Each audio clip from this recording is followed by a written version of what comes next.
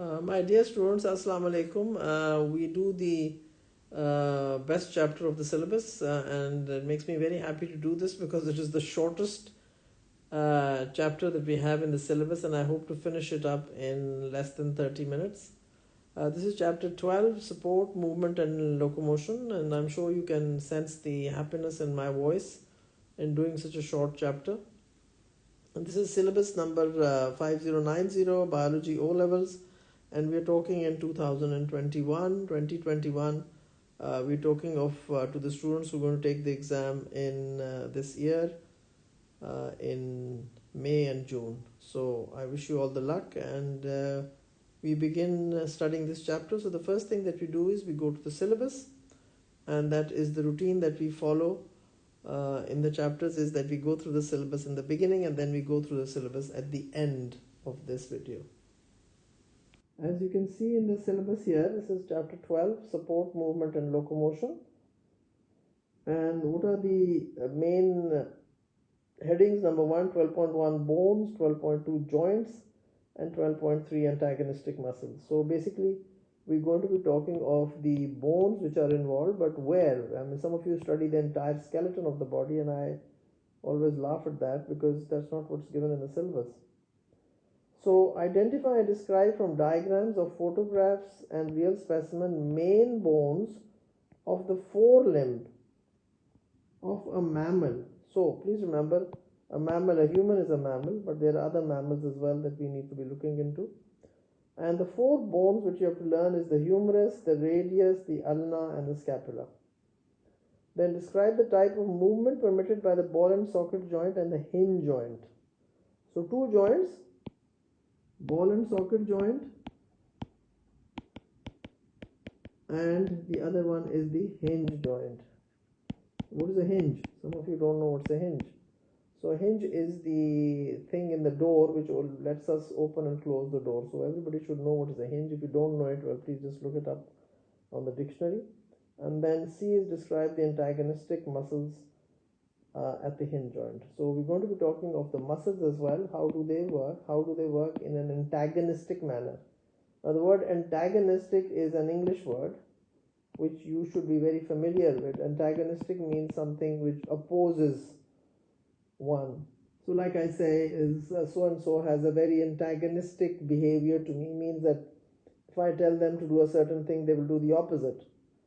So antagonistic is behavior, antagonistic muscles. So please understand this word antagonistic. I know it's a difficult English word, and it's not our mother tongue, so we probably don't know these words, and nothing to be ashamed of it. We learn every day new words in English and Urdu. So antagonistic, this word antagonistic should be familiar to you. Let's look at the main bones of the forelimb, and as you can see, the humerus. Now please remember, this is not the same spelling as the write an humorous essay, meaning a funny essay. So please do not write, as I remember one of my students writing funny bone. So in a way, I mean, he or she was correct if you said funny bone. Yeah, well, of course, if you think it's the word humorous, in which there is a lot of humor or funny things, humorous essay. Well, that's not what it was. It is a humorous. The spelling here is very different. Humerus. So that is the main bone of the upper arm. Then we have two bones in the lower arm, and one is called the radius and the other is called the ulna. Names familiar, that's all what you have to know. Humerus, radius and ulna. And then of course what we have here is another bone which I am drawing here. I might not be very good at drawing it, but I'm trying to do my best. There is a bone here which is called the scapula, and the other name for the scapula is the shoulder blade.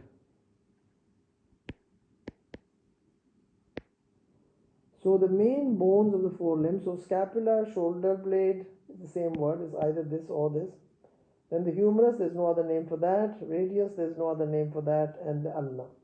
Now we look at a couple of other more diagrams to get this right, and you need to pause here and you need to look at it. You need to learn these words. You to be known to be very familiar with these names, and you must learn the spellings. Now this is another very good diagram where you can see a very good placement of the bones. You can see this is the clavicle, which is called the collarbone, which of course you have to, I'm not saying that you need to learn it, but you need to um, understand where it is and how we look at it. If you just touch it, you can feel your collarbone just below your neck. And then there is the scapula, which is the shoulder blade, which is this huge bone at the back. And then you have the humerus, which is the main bone of the upper arm. And then you have the radius and the ulna. And I think this diagram is a very nice diagram to give you a very image of it, how the scapula is at the back and how we have the this whole joint here, which is a ball and socket joint. So this is a ball and socket joint because, as you can see, it has there's a socket, and then there is a bone which sort of fits into it, and the head of the bone is sort of round, and then it goes like this. So there is a socket and there is a ball, which is of course the head of the humerus, which fits into a socket which is made by the bit of the clavicle and a bit of the scapula, and makes this cup shaped space where it fits. So ball and socket joint. While if you look at this joint, which is the elbow joint, this is the hinge joint. So it allows movements only in one plane, and that's only in 180 degree, while this ball and socket joint allows movement in all planes, and that's 360 degrees. So ball and socket joint allowing movement in two planes, hinge joint allowing movement in one plane only. And please remember, the plane, the spelling is Plane, not Plain. Another diagram for you to visualize. You can see how the rib cage is there, and then you can see the main things which I want you to understand is the head of the humerus bone. Then this is the sternum, which is the breastbone, which you're going to be talking about in another chapter as well. And you've got the ribs attached to it. And then the main, which is in your syllabus, this is the scapula here and humerus. So another very nice diagram for you to pause and visualize it and be very familiar with what we are talking about. You can be given any diagram to label. Now let's look at the structure of the bone. Just a little information. I'm not giving you a lot of information about that. Bone is very hard. It's made up of calcium phosphate. It can resist bending, compression forces. It's made up of cells called osteocytes. The middle of the bone has a spongy bone, and larger bones contain cavities which are filled with bone marrow, and these of course store fats and produce blood cells. And the outside of the bone is made of a very compact bone. This is another very interesting diagram which I want you to see. Is that you see this is the humerus which comes here, and I'm just coloring it in red. And what you have to understand is that the ulna forms this, I call it the U-shaped. So this is the U-shaped ulna, which is going to form this joint, and this is of course the radius. And the radius is another bone which I'll just give it another color to make you all understand how it fits here. But basically the joint between the humerus is with the ulna. So this is the humerus and this is the ulna.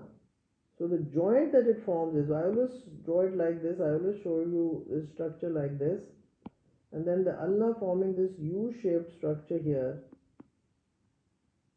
So U for ulna. And of course then the radius forms another bone here.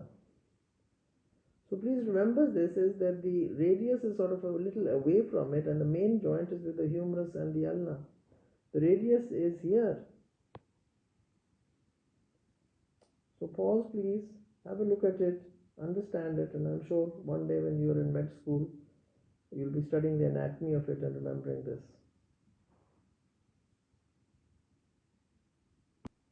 Now this is a very interesting X-ray of the elbow joint. And you can see how people who become radiologists are expert at reading x-rays, and especially if there is a fracture of any bone, that is when we get an x-ray done and we figure it out what to do with your bone and how to put it together. So you can see how the humerus has been labeled, the radius and the ulna. So again, for you all to understand this, I want you just looking at it because I want you to be familiar with this and be ready for any questions on it.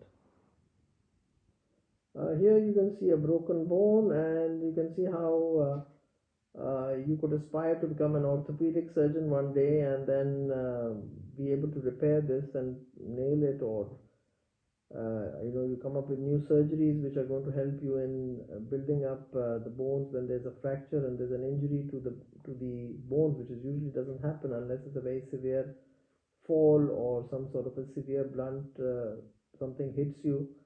So remember this is when bones break, it takes so long to heal them, and we would have to do some sort of a surgery to put this correct because it has moved away, the two pieces have moved away. This chapter has to deal with, number one we said support, number two we said movement and locomotion. So how you can move your arms around, how you can walk on your legs and move, locomotion. So please understand, we've got to be talking about three things: support, movement and locomotion. Now let's look at the structure of a joint and say this is one bone and this is another bone which is forming a joint. So there is a structure which covers them and which has got a softer structure, and that's called a cartilage.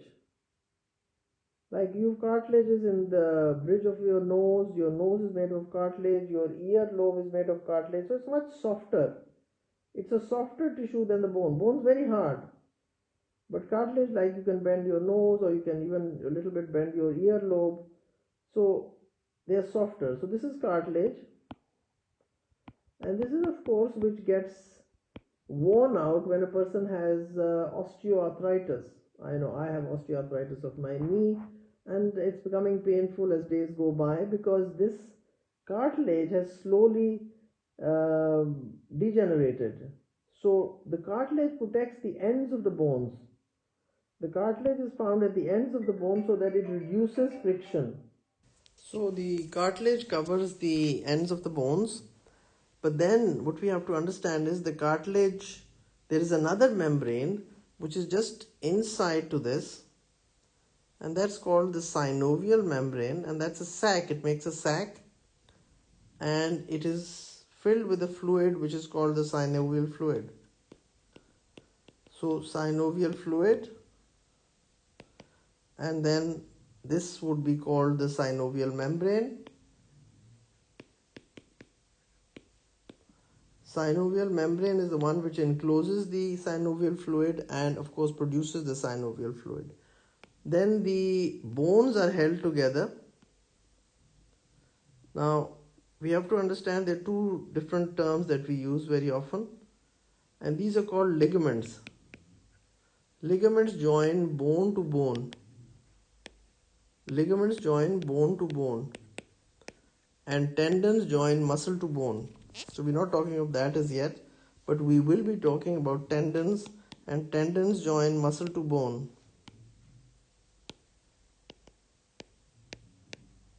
So there will be ligaments which are joining this here, because please understand that the bones have to move and they have to be held together in order to allow movement to take place. So number one, ends of the bones covered by a softer tissue called cartilage. Then we have the synovial membrane, and inside this we have the synovial fluid, which is these things which I'm making with the dots in it. So this is the synovial fluid. And then we have the ligaments which join bone to bone, and then we're going to be looking at tendons which join muscle to bone. This is another diagram showing the different parts of the joint, and you can see all the labeling here: the ligaments, the muscle which is attached to it, the tendons which are attached to it, the cartilage which absorbs the synovial fluid and acts as a shock absorber, Then the pad of cartilage, which gives additional protection, and then the fibrous capsule, which encloses the joints. So the words that we have to know: synovial membrane, fluid, ligament, and tendons and cartilage. Now let's look at this diagram about the joints. The point where two bones are met, that is the area which is called the joint. Features is a way to avoid dislocation, is a way to avoid reduced friction, and then having a shock absorbing surface. And usually these joints are called synovial joints. We have the synovial fluid, and the oily synovial fluid is secreted by the synovial membrane to reduce friction, and the cartilage acts as a shock absorber. Now we look at the muscles, and there are two muscles that we are going to be talking about. One is the biceps and the other is the triceps. Now, as you can see, the biceps is on the front of the arm, and when the biceps contracts, we bend the arm at the elbow.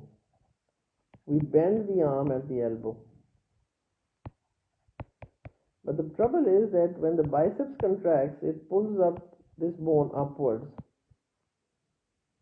But the biceps cannot push this downwards. So we have to have another muscle, which is the triceps muscle. So the triceps is the antagonist. Here biceps is the prime mover and the triceps is the antagonist, is the opposite. So the triceps will need to contract to straighten the arm at the elbow. So the triceps will then become the prime mover and the biceps will become the antagonist. So when the biceps contracts, the triceps relax. So when the biceps contracts, the triceps relax. Now similarly here, when the triceps contracts, the biceps will relax. So these are extension at the elbow, or we say flexion at the elbow, and here we say extension at the elbow. So we're going to be talking of two muscles, and you can see here why bi, because bi has got two tendons. So these are the two tendons here that we can see. Now tri, of course there are three, but they haven't shown you the third one, but there's a third one here. I'll show you another diagram. And then what you have to understand is that the biceps muscle is attached here. The biceps muscle is attached here to the radius, while the triceps muscle is attached here to the ulna. So please understand, this is triceps is attached to the ulna and the biceps is attached to the radius here. While here it is attached to the scapula, you can see the 2 points where they are attached, one here and one here. And this one of course will have three, humerus and the ulna. So please understand why it's called tri, because there must be something three. Now once again at the end of this video we're looking at the syllabus again, and as we go through the syllabus, it's a very simple way that you go through the syllabus is you go point wise from the syllabus and you look at each of the learning outcomes. You see, these are the learning outcomes. Learning outcomes means what should you learn out of this. So identify and describe from diagrams, photographs and real specimens the main bones of the forelimbs: humerus, radius, ulna and scapula of a mammal. Describe the type of movement permitted by the ball and socket joints, that's 360 degrees, and the hinge joint, which is 180 degrees, is only in one plane, while this is in two planes. So one plane and two planes. So hinge joint one plane and ball and socket joint in two planes. So I mean two planes, I mean like this, and one plane means just like this. So, and the last is the C part, is describe the action of the antagonistic muscles of the hinge joint. So I hope this chapter is clear to you and you can do the exam questions on it and you can understand it. Of course, you need to read through the book, you need to go through the syllabus, and then you need to do the MCQs on this and then the paper 2 questions. Thank you very much all the students who've been watching this video, and wish you all the best in all your exams. Thank you.